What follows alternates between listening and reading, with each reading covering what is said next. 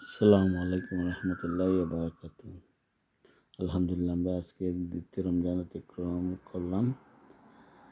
আশা করি, আল্লাহর কাছে দোয়া করি সবাই সুস্থভাবে যেন রমজানের রোজাগুলো রাখতে পারি এবং রমজানের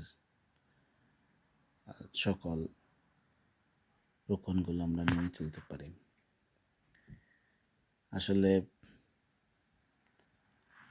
আমাদের সমাজে অনেক মানুষই আছে, আমাদের প্রাত্যহিক জীবনে চলাফেরায় আমরা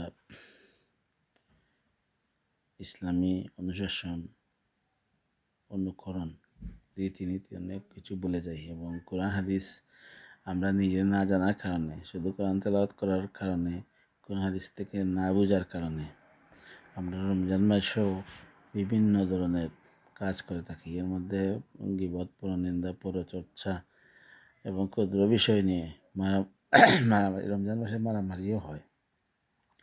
আবার দেখা যায় প্রবাসে অনেকেই থাকেন, বিশেষ করে ইংল্যান্ডে, খেয়ে কোনো কাজ নাই, বিভিন্ন ধরনের তুচ্ছ বিষয় নিয়ে হোয়াটসঅ্যাপ গ্রুপ, ফেসবুক গ্রুপ এগুলা করে এই যে একে অন্যের মধ্যে যে মনোমালিন্য, পরচর্চা, হিংসা বিদ্বেষ এগুলো ছড়িয়ে দেন। এগুলা বোঝানোর জন্য আমাদের যারা ইসলাম সম্পর্কে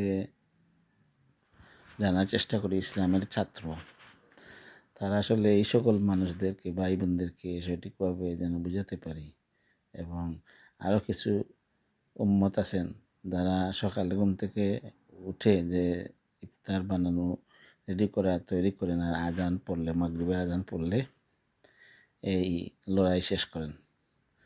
তাদের কাছে মনে হয় যে রমজানই সব কিছু, যা জীবনের যা খানি তার রমজান মাসে খেতে হবে, ইফতারের সময় খেতে হবে, না হলে হবে না। আমরা সবাই মিলে কোরআন নাজিলের এই মাসে কোরআন থেকে জানার বোঝার, হাদিস থেকে জানার বোঝার চেষ্টা করি।